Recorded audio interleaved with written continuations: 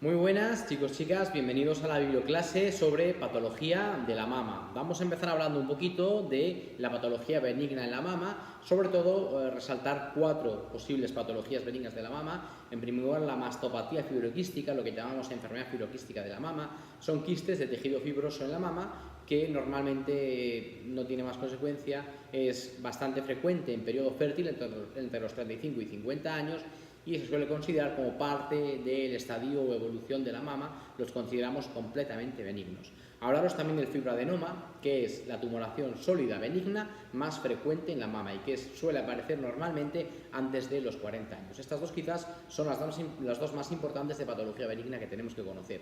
También importante que os suene un poquito la telorrea, una salida, el nombre telorrea, ¿qué quiere decir eso? Pues secreción anormal por el pezón, puede ser unilateral o bilateral y también uniorificial o pluriorificial y en la mayoría de los casos pues corresponde a patología benigna, 95% de los casos, pero hay ocasiones que indica una patología maligna, sobre todo cuando es unilateral y uniorificial. Sobre todo que os suene la palabra telorrea, salida normal de líquido por el pezón.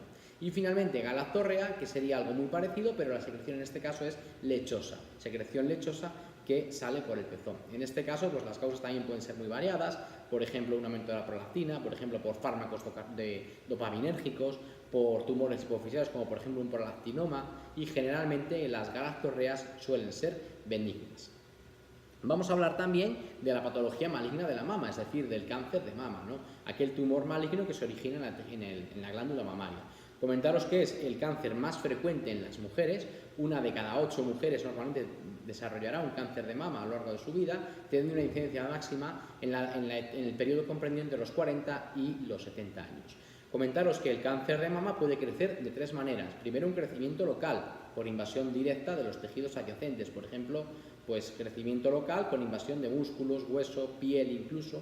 Y después tiene una diseminación por 2 vías posibles. Por un lado, diseminación hematógena a través de vasos sanguíneos que suele ir preferencialmente a huesos, pulmón, hígados y piel. Y tercero, una diseminación linfática a través de los vasos linfáticos, en este caso, pues a través de los vasos linfáticos situados en la axila de la mama afectada. ¿Qué más tenemos que saber del cáncer de mama? Pues un poco los factores de riesgo. El primer factor de riesgo sin duda es ser mujer, el sexo, ser mujer, ya que de cada 100 cánceres de mama, 99 se producen en mujeres y 1 se produce en hombres.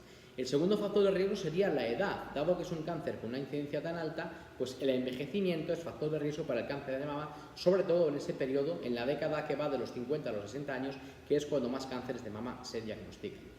Por otro lado, los antecedentes, y en este caso son tanto familiares como personales. Los antecedentes familiares de cáncer de mama aumentan el riesgo por 2 o por 3 veces. Finalmente, en este sentido también los antecedentes personales de cáncer de mama o de cáncer de ovario aumentan el riesgo de que desarrolles posteriormente otro cáncer de mama. En el cáncer de mama, tenerlo de una mama aumenta el riesgo de tener cáncer de mama de la otra. En el caso del cáncer de ovario, por la influencia genética que tiene. ¿Y qué es esto? Pues es el siguiente riesgo que os voy a explicar. Los genes, la genética. Existen 2 genes, que son el gen BRCA1 y BRCA2, en los que si hay una mutación, aumenta el riesgo de cáncer de mama. Esta mutación en estos genes, en el BRCA1 y el BRCA2, también influye en los cánceres de ovario. En torno a un 15-20% de los cánceres de ovario pueden estar relacionados con la mutación de estos genes. Por ese motivo, tener cáncer de ovario aumenta el riesgo de tener cáncer de mama. Seguimos viendo factores de riesgo. Uno muy importante, la exposición a estrógenos. El cáncer de mama decimos que es un cáncer estrógeno dependiente. Por tanto, a mayor ventana estrogénica en la mujer, mayor es el riesgo del cáncer de mama. En este caso es de riesgo, y esto lo preguntan muchas veces, la menarquia precoz, aquella que sucede antes de los 12 años, la menopausia tardía, aquella que no se ha quitado a los 55 años, la nuliparidad o que el primer embarazo llegue a partir de los 30-35 años, y usar hormonas exógenas en un periodo de la vida en el que no lo tendríamos. Por ejemplo, usar terapia hormonal sustitutoria para la menopausia. Todo eso aumenta la ventana estrogénica y por tanto lo consideramos de riesgo. Acordaros que el cáncer de mama es un cáncer estrógeno dependiente. También tenemos que hablar de factores de riesgo modificables para el cáncer de mama, por ejemplo, el alcohol, el sobrepeso, la obesidad o la falta de actividad física. En el caso del sobrepeso y la obesidad, daros cuenta que la grasa se puede aromatizar y desde ella conseguir estrona, que es un estrógeno menos potente que el estradiol, pero también es un estrógeno. Por ese motivo es factor de riesgo la obesidad, el sobrepeso o incluso las dietas con alto contenido en grasas, ¿no? Y finalmente otros ya un poco más, pues por ejemplo, más inespecíficos, por ejemplo, irradiación en el tórax, ser irradiado, la hiperplasia típica en la mama o un estatus socioeconómico elevado que está asociado a un aumento del riesgo de cáncer de mama sin conocer exactamente la causa. Estos serían un poquito los factores de riesgo. También tenemos que hablar de factores protectores, como por ejemplo el embarazo, siempre que ese primer embarazo suceda antes de los 30-35 años, y la lactancia materna reducen el riesgo de un cáncer de mama. También la dieta baja en grasas y hacer ejercicio de forma regular está demostrado que disminuye el riesgo del cáncer de mama.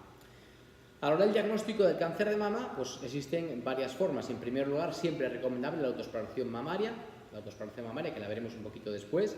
La mamografía, que es la técnica de cribado, la principal técnica de cribado, normalmente se hace de los 45 a los 69 años, aunque puede variar según las comunidades y los factores de riesgo, y que os suene que la mamografía, el resultado de la mamografía se reconoce o se da lo que se llama con el sistema VIRATS, que va desde 1 cuando es mamografía negativa a 6, un resultado de 6 cuando habla de la posibilidad muy clara de que sea un cáncer, ¿no? Y luego también que os suene que es útil la ecografía a la hora de diagnosticar esta patología de la mama, sobre todo en las mujeres más jóvenes, que es cuando tienen la mama más densa. La mamografía es muy poco útil en este caso, sin embargo la ecografía puede ser de mucha ayuda, sobre todo en menores de 30 años. Respecto a la autoexploración mamaria, contaros dos cosillas muy rápidas. La primera, que el mejor momento para hacerlo es postmenstruación, siempre que la mujer tenga menstruación, postmenstruación, porque es cuando la mama está menos inflamada y menos sensible, pero si la mujer no tuviera menstruación, porque es posmenopáusica o porque está embarazada, o porque usa un tipo de anticonceptivo que no tenga menstruación, en ese caso habría que fijarse un día al mes para hacerla. Contaros también que la autoexploración mamaria consiste en dos partes, la parte de observación y la parte de palpación, no solo es tocar la mama. Dentro de la parte de palpación, que os suene que hay que dividir la mama en 4 cuadrantes y explorar cada uno de los 4 cuadrantes con 3 sistemas de rastreo: concéntrico, en estrella y longitudinal. Ese sería un poquito el objetivo. Respecto al cáncer de mama, el tratamiento, pues existen varias opciones. Quirúrgico, vamos a decir, por un lado, y por otro lado otras opciones no quirúrgicas que a veces son complementarias, muchas veces, ¿no? A nivel quirúrgico, además, hacemos podemos hacer dos cajones, dos distinciones: la cirugía conservadora, por ejemplo la segmentomía, o la cirugía no conservadora. La cirugía no conservadora, aquella en la que se quita la mama. Normalmente a día de hoy la cirugía que más se suele hacer es la mastectomía radical modificada con ganglio centinela en el momento de la operación, que luego os explico un poquito de qué va esto, ¿no? Y otras opciones complementarias muchas veces sería la quimioterapia, la radioterapia o la terapia hormonal, normalmente con antiestrogénicos, por ejemplo, o con inhibidores de la aromatasa. Daros cuenta de lo que os dije antes, que la grasa se puede aromatizar y transformar en estrógeno, y el estrógeno es factor de riesgo. Entonces, todas estas opciones serían posibles, ¿no? Os comentaba antes un poquito sobre el ganglio centinela. ¿En qué consiste el ganglio centinela? Consiste en marcar el primer ganglio que drena la mama, como lo estáis viendo ahí. Ese primer ganglio, una vez que es marcado, se biopsia y se analiza. Si ese primer ganglio tiene células cancerígenas, hay que quitar toda la cadena ganglionar axilar. En caso de que ese primer ganglio centinela no tenga células cancerígenas, se mantiene la cadena ganglionar axilar. Y esto es muy importante porque la vida posterior de la mujer va a estar muy condicionada en función de si mantiene drenaje linfático en ese brazo o no la tiene, ¿no? Finalmente, comentaros varias cosillas muy sencillas. A nivel del cáncer de mama, cuando pasa por una cirugía, hay que tener en cuenta algunos cuidados preoperatorios y posoperatorios. Los preoperatorios, sobre todo, están enfocados a mejorar la cirugía y todo lo que sea apoyo e información respecto a la mujer que la va a sufrir, ¿no?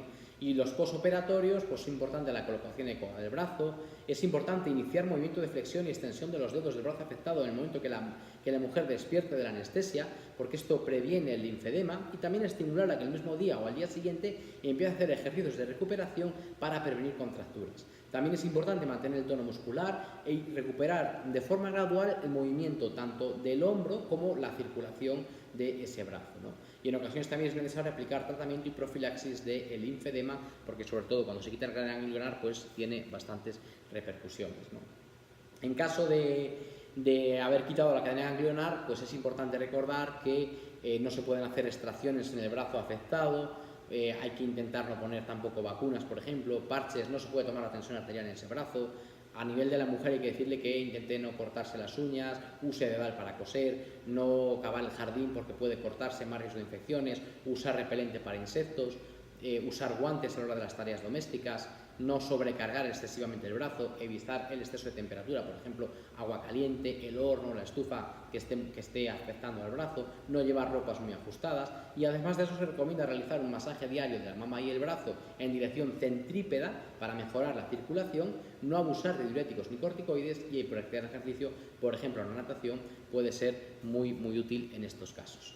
Con esto, chicos, chicas, termino el repaso un poco sencillo, básico, de la patología de la mama. Espero que os sea de ayuda.